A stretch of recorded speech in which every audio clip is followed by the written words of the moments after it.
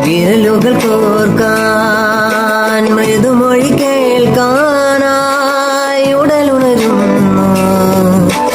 ഉയരുണരുന്നു ദൂരെ